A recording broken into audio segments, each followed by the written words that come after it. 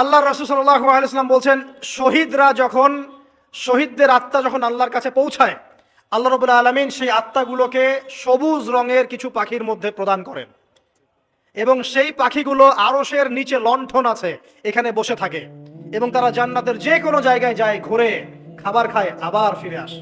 আল্লাহ পাক তাদেরকে বলেন যে তোমরা কি চাও, তোমরা কি চাও? শহীদরা কিচ্ছু বলতে পারে না। কি চাইবো? আল্লাহ এত নিয়ামত দিয়েছেন, কি চাইবো? যখন আল্লাহ বারংবার প্রশ্ন করতে থাকেন, তোমরা কি আর কিছু চাও, তোমরা কি আর কিছু চাও, তোমরা কি আর কিছু চাও, তখন শহীদরা শেষে বুঝে যে আমাদের কিছু না কিছু তো বলতে হবে এখন। তখন তারা বলে, হে আল্লাহ, আমরা আরো একবার পৃথিবীতে যেতে চাই এবং তোমার পথে জীবন দিয়ে আবার ফিরে আসতে চাই। আল্লাহ পাক বলেন, এই সুযোগ তো আর নেই, অতএব তোমাদের আর কিছু চাওয়ার নেই, তোমরা এখানেই থাকো। আরেকটা হাদিস শুনেন, রাসূলুল্লাহ সাল্লাল্লাহু আলাইহি ওয়াসাল্লাম বলেছেন, এই হাদিসটা ওমর রাদিয়াল্লাহু আনহু থেকেও এসেছে, যে তোমরা যদি, হে মানব জাতি বা হে মুসলিমরা, তোমরা যদি আল্লাহর প্রতি তাওয়াক্কুল করার মতোই তাওয়াক্কুল করতে, ভরসা করার মতোই ভরসা করতে, আল্লাহ পাক তোমাদেরকে পাখিদেরকে যেমন করে রিজিক দেন, তোমাদেরকে ঠিক সেইভাবে রিজিক দিতেন। তোমরা কি লক্ষ্য করো না যে পাখিরা খালি পেটে বের হয়ে যায় বাসা থেকে সকালবেলা এবং সন্ধ্যাবেলা ভরা পেটে বাসায় ঢোকে? আপনাকে যে তিনটা হাদিস শোনালাম, এই তিনটা হাদিসে একটা শব্দ হচ্ছে কমন। শব্দটা কি বলেন? পাখি। পাখি কি? পাখি। আল্লাহ রাব্বুল আলামিন পাখিদের কাছ থেকে আমাদেরকে শিখতে বলছেন এবং বলছেন যে পাখিদের মনটা হয় খুব নরম, খুব সফট, এবং তারা আল্লাহর প্রতি তাওয়াক্কুল করে পূর্ণ মাত্রায়। তারা সকালবেলা ভোরবেলা বের হয়ে যায় এবং সন্ধ্যাবেলা বাসায় ফেরে, খালি পেটে বের হয়, ভরা পেটে বাসায় ফেরে। এবং আল্লাহ পাক সবচেয়ে সম্মানিত মৌত যেটা শহীদের মৌত, সেই শহীদদের আত্মাকে আল্লাহ পাক পাখির রূপ দিবেন। তাহলে পাখিটার বিষয়ে একটা ফোকাস করা দরকার আছে না? আচ্ছা, এখানে আসেন। পাখির মন হচ্ছে নরম, মানে পাখির মনটা তাসকিয়া, আত্মশুদ্ধিতে পরিপূর্ণ। কদ আফলাহা মান যাক্কাহা, সে ব্যক্তি সফল হলো যার হৃদয়টা পবিত্র, নিষ্পাপ, নিষ্কলুষিত হলো, সে ব্যক্তি সফল হবে ইনশাআল্লাহ। একটা কাজ এখানে খেয়াল করেন, পাখিরা সকালবেলা ভোরবেলা বের হয় আর সন্ধ্যাবেলা বাসায় ফেরে। এখনকার মুসলিমদেরকে দেখবেন দুপুরবেলা ওঠে, রাত 3টায় ঘুমায়। কথা কি বুঝেন নাই? পাখির একদম ভোরবেলা উঠে যখন ফজরের আজান দিচ্ছে, ঠিক তার আগ মুহূর্তে পাখির কিচিরমিচির শুনছেন, তার মানে নামাজের ওয়াক্ত প্রায় চলে যাচ্ছে। তার মানে তার আল্লাহ পাকের হুকুমের সাথেই জেগে ওঠে, সূর্য ডুবে তারা ডুবে যায়। ঠিক এরকম সুন্নত ছিল নবী সাল্লাল্লাহু আলাইহি ওয়াসাল্লামের এবং সাহাবায়ে কেরামের। আজকে 1400 বছর পর মুসলিম জাতি এই সুন্নাহ ভুলে গেছে। আর আমাদের সুন্নত দেখবেন, যদি কোনো রকম উঠেও ফেলি ফজরে, আবার 12টা পর্যন্ত ঘুম, আরো বেশি। আর এই যুব সমাজ যারা আছো, তোমরা কেউই 3টা-4টার আগে ঘুমায় বলে আমার মনে হয় না। অলওয়েজ অনলাইনে পড়ে আছে, টিকটক নিয়ে, ফেসবুক নিয়ে, গার্লফ্রেন্ডের সাথে চ্যাটিং। পাখির মতো হতে পারলে পরে মনটা তো নরম হবে, তারপরে না তাসকিয়া অর্জন হবে। পাখির রুটিনটা কি? ভোরবেলা বের হয় আর সন্ধ্যাবেলা বাসায় ঢোকে। অতএব আমরা যদি রাসূলুল্লাহ সাল্লাল্লাহু আলাইহি ওয়াসাল্লামের সুন্নাহ মতো ওই ভোরবেলা উঠতে পারি আর আর্লি নাইট ঘুমিয়ে যেতে পারি এবং সারাদিন যদি রাসূলের সুন্নাহগুলোর উপর আমল করতে পারি, তাসকিয়া অর্জন হবে ইনশাআল্লাহ। কথা বুঝতে পারছেন? 2, পাখির মতো নরম মন লাগবে। এখনকার আমরা যারা বেঁচে আছি, আমাদের মনগুলো কঠিন। কেমন কঠিন? পাথরের মতো কঠিন। আমরা যখন দেখি একটা মাইয়েতকে নিয়ে যাওয়া হচ্ছে জানাজায়, আমাদের কোনো ফিলিংস কাজ করে না। জানাজা যাচ্ছে, জানাজায় দাঁড়িয়ে মোবাইলটা টিপাটিপি করছে। জানাজার সাথে চলছে, কোনো ফিকির নাই যে এই জানাজা আমার হবে কালকে, ওই মোবাইল টিপাটিপি করছে। আমি এমনও দেখেছি, দাফন করা হলো মাইয়েতকে, দাফন করার পরে চারপাশে মানুষজন জড়ো হয়ে গল্প করছে, ভাই আপনার ওই জমিটার কি খবর, আপনার ওইটার কি খবর, বিজনেস কেমন চলছে, চাকরির কি অবস্থা। এই যে মাইয়াতকে পাশে দাফন করলো, কোনো ফিলিংস নাই, কোনো ফিলিংস নাই। আমি আত্মশুদ্ধির কথা বলছি। আত্মশুদ্ধির জন্য আপনার মনটাকে পাখির মতো সফট, নরম করতে হবে। যখন আপনি সফট, নরম করবেন এবং আত্মশুদ্ধি অর্জন করবেন, তখন 2 ডানা মেলে আপনি আকাশে উঠতে পারবেন ইনশাআল্লাহ। আত্মশুদ্ধি অর্জন না করতে পারলে ডানা কেটে পড়ে যাবে, তখন আর আকাশে উঠতে পারবেন না। কোন আকাশে? ওই যে শহীদের রূহ যে আকাশে চলে গেছে, ওই আকাশ। অতএব মন কেন কঠিন হলো প্রিয় ভাই? 1 নাম্বার কারণ, আমরা শিরকের পাপে লিপ্ত আছি। 1 নাম্বার, শিরকের পাপে লিপ্ত থাকা অবস্থায় মুসলিমদের মনটা কঠিন হয়ে গেছে। আপনি কি মনে করছেন আমরা শিরক করি না? মুসলিমরাও কবর পূজা করে, দেখবেন মুসলিমরাও দেখবেন অনেক ক্ষেত্রে মাজার পূজা করছে। আমি বলিনি যে অলিয়া উলিয়ার মাজার জিয়ারত করা যাবে না, আমি কথা বলছি না। কিন্তু আপনি মৃত মানুষের কাছে আপনার ভালো মন্দ চাইতে পারেন না। কথা বুঝতে পারেন না? আমরা অবশ্যই অলিয়া উলিয়াদের কবর জিয়ারত করব। এটা আপনাকে মৃত্যুর কথা স্মরণ করাবে, তাদের একটা রব আছে, যেটাকে আমরা প্রভাব বলি, এটা আপনার মধ্যে আসবে। আমরা অবশ্যই জিয়ারত করব। জিয়ারত করতে বলেছেন নবী সাল্লাল্লাহু আলাইহি ওয়াসাল্লাম, কারণ এটা আপনাকে পরকালের কথা কি করবে, স্মরণ করাবে। ওমরা করতে যান, আল্লাহ পাক সবাইকে তৌফিক দান করুন ওমরা হজ করার এবং বড় হজ করার, আমি দোয়া করি। ওখানে সবচেয়ে সেরা যে দৃশ্যগুলো দেখা যায় তার মধ্যে একটা রাসূলুল্লাহ সাল্লাল্লাহু আলাইহি ওয়াসাল্লামের রওজা। ওখানে গেলে চোখের পানি ঝরে না এমন কোনো মুসলিম নাই, আছে? নাই। আরেকটা সবচেয়ে মন নরম করা একটা দৃশ্য হচ্ছে জান্নাতুল বাকি, যেটা আমরা বাকিউল গারকাত বলি, যেখানে আপনি দেখবেন সাহাবায়ে কেরাম রাদিয়াল্লাহু আনহুমের কবর, যতদূর চোখ যায় তাদের কবর, কবরের কোনো মাজার নাই, সেখানে কোনো তাওয়াফ হচ্ছে না কবরকে কেন্দ্র করে, সেখানে কবরে কেউ ফুল চড়াচ্ছে না, একটা ছোট্ট পাথর দেখা যায় খেলার কিছু না। পৃথিবীর সবচেয়ে শ্রেষ্ঠ মানুষগুলো সেখানে শুয়ে আছেন। ওখানে গিয়ে দাঁড়াবেন, দেখবেন নিজেকে তুচ্ছ বলে মনে হবে, মনে হবে আমি এই পৃথিবীতে আর কি করছি, সেরা মানুষগুলোই মাটির নিচে, আমি এখানে কি করছি। তো দেখুন প্রিয় ভাইরা, অবশ্যই ওলিয়া উলিয়াদের কবর জিয়ারত করবেন, কিন্তু মৃত ব্যক্তি আপনার কল্যাণ করতে পারবে, অকল্যাণ করতে পারবে? হ্যাঁ, তারা আল্লাহর কাছে সুপারিশ করতে পারবে আল্লাহ পাক যখন তাদেরকে অনুমতি দিবেন। তারপরে আল্লাহ পাক যখন অনুমতি দিবেন তখন নবী সাল্লাল্লাহু আলাইহি ওয়াসাল্লাম সুপারিশ করবেন, ওলিয়া উলিয়াগণ করবেন, আলেম ওলামা করবেন, শহীদগণ করবেন, হাফেজে কোরআন করবে, অনেকেই করবেন ইনশাআল্লাহ। আল্লাহ পাক আমাদের তাকদীরে এইসব সুপারিশ নসিব করুন বলি না আমিন। মুসলিমরা আজকে শিরিক করছে অনেক ক্ষেত্রেই। দেখবেন হাতে একটা এই যে বালা পরে আছে, খুলে না। কেন খুলেন না ভাই? বলে যে এটা খুললে যদি রোগ হয়। রোগ দেওয়ার মালিক কে? ওই বালা না আল্লাহ? এই যে আপনার বিশ্বাস জন্মে গেছে, এই যে বিশ্বাসটা জন্মিয়েছে আপনার হাতের উপরে, এই বালার উপরে, এটাই শিরক, এটাই শিরক। যদি আপনি বিশ্বাস করেন যে এটা হাতে থাকলে আপনি সুস্থ থাকবেন, হাত থেকে খুলে পড়ে গেলে আপনি আর বাঁচবেন না, এই যে কল্যাণ অকল্যাণের মালিক আপনি কাকে করলেন? ওই বালাকে করেছেন, আল্লাহকে করেন নাই। এখানে শিরক হয়ে গেছে, খুবই সূক্ষ্ম শিরক। আপনি নামাজ পড়ছেন মনে করেন, এখন কিছু মানুষ আসলো, এখন দেখছেন যে হুজুর তো আমার নামাজ দেখছে, নামাজটা খুব সুন্দর করে পড়ার চেষ্টা করবেন, লম্বা নামাজ, সেজদায় গিয়ে আর উঠছেন না, খুব সুন্দর নামাজ পড়ছেন। এই যে মানুষকে দেখানোর জন্য নামাজটা পড়ছেন, এটা শিরক।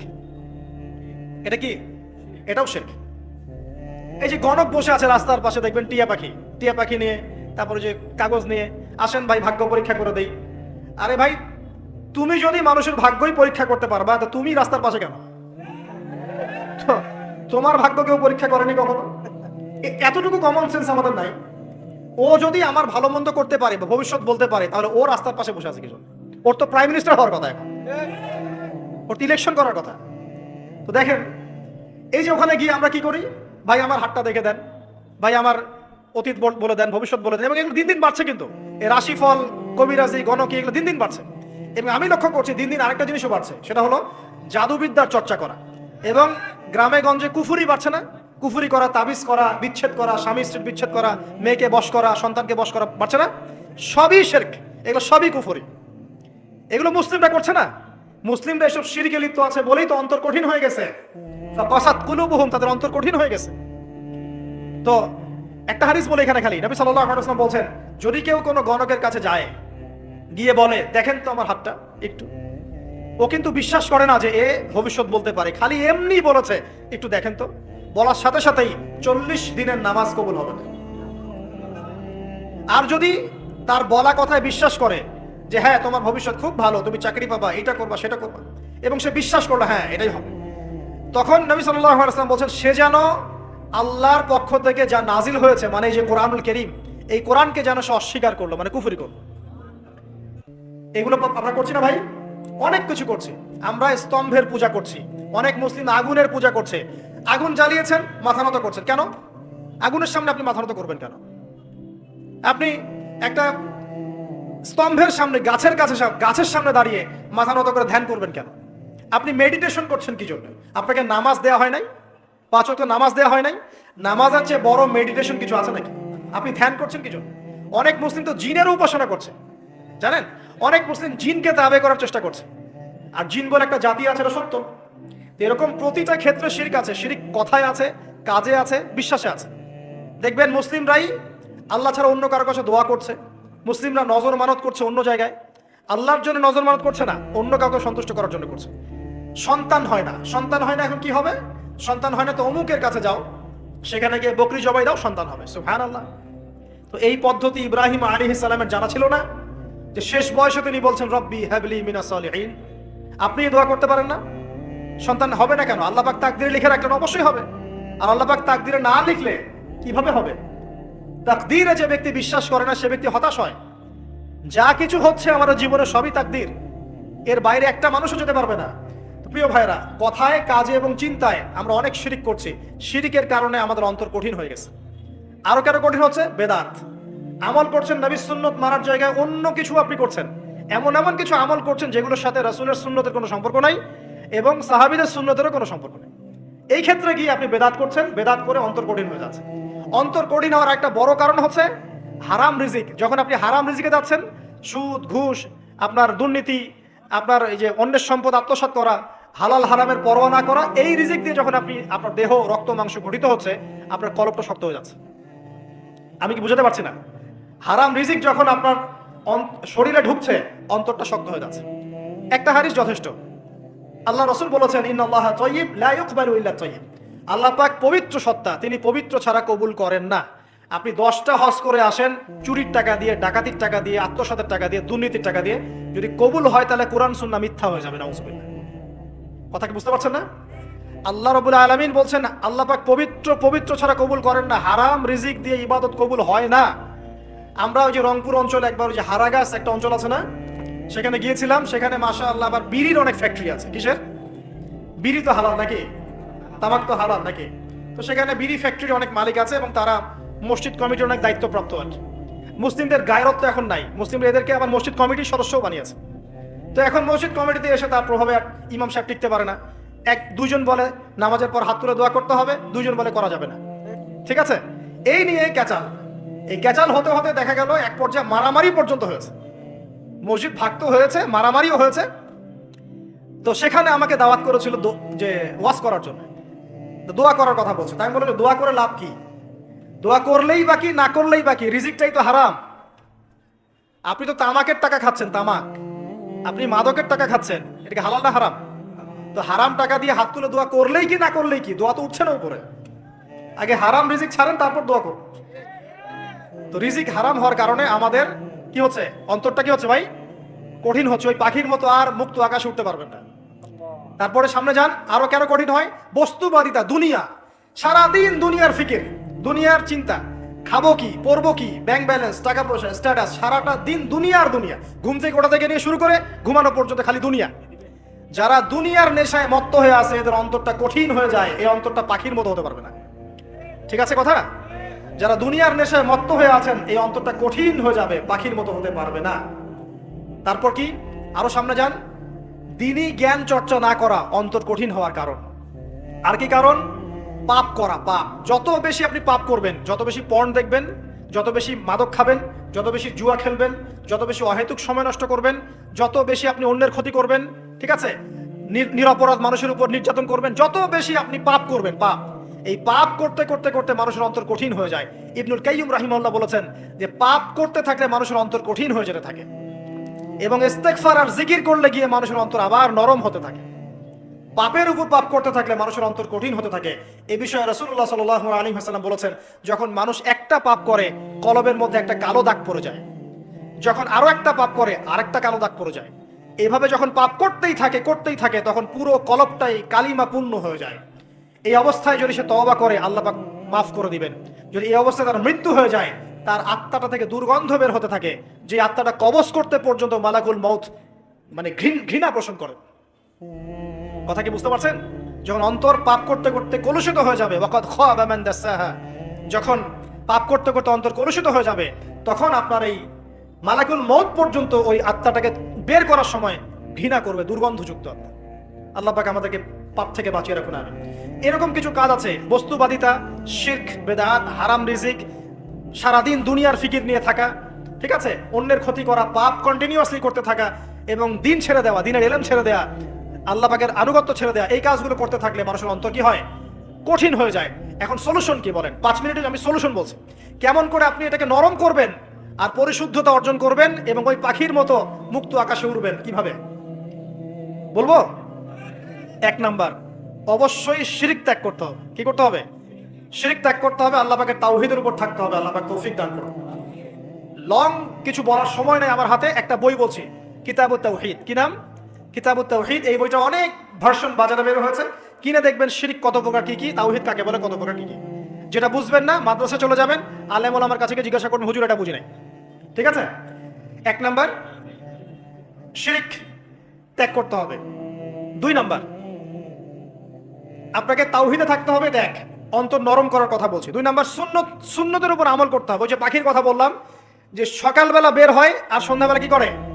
বাসায় ফেরে। খালি পেটে বের হয়, ভরা পেটে বাসায় ফেরে। তার মানে আমাদেরকেও সকাল সন্ধ্যাটা কাটাতে হবে নবী সাল্লাল্লাহু আলাইহি ওয়াসাল্লামের সুন্নত অনুযায়ী।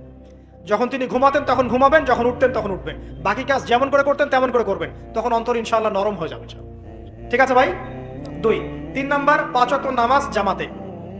নামাজ আপনাকে যে কোনো পাপ থেকে বাঁচাবে ইনশাআল্লাহ। ভাই জেনা করছেন, নামাজ পড়েন। আপনি হারাম অ্যাফেয়ার্সে আছেন, হতাশ হবেন না, নামাজ পড়েন। গোনা ছাড়তে পারছেন না, নামাজ পড়েন। সুদ খাচ্ছেন, নামাজ পড়েন। বেপর্দা চলছেন, তাও নামাজ পড়েন। আপনি অন্যের হক নষ্ট করেছেন, তাও নামাজ পড়েন। যে পাপই করেছেন, নামাজটা পড়েন। নামাজ আপনাকে সমস্ত পাপ থেকে বাঁচিয়ে রাখবে ইনশাআল্লাহ। আস্তে আস্তে ইনশাআল্লাহ দেখবেন সব পাপ থেকে আপনি দূরে চলে আসছেন ইনশাআল্লাহ তাআলা। 3 নাম্বার নামাজ।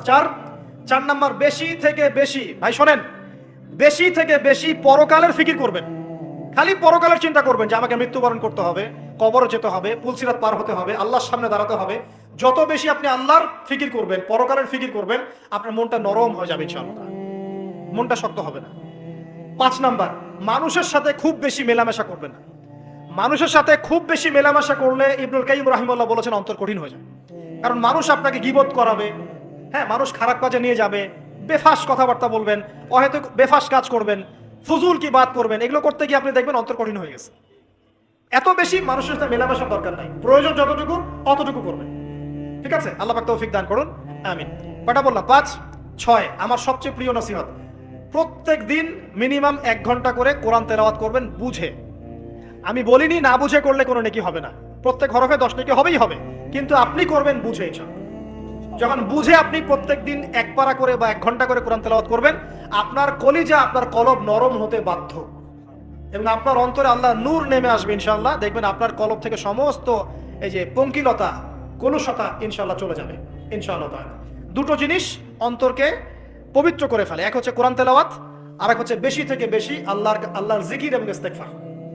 তো কোরআন তেলাওয়াত বাড়িয়ে দেন, আল্লাহ পাক সবাইকে কোরআন তেলাওয়াত করার তৌফিক দান করুন, আমিন। যারা শেখেন নাই আজকে ওয়াদা করেন যে কোরআন আপনারা বিশুদ্ধ করে পড়া শিখবেন, ওয়াদা করেন। আগামী রমজান আসার আগেই 1 খতম দেওয়া চাই, পারবেন?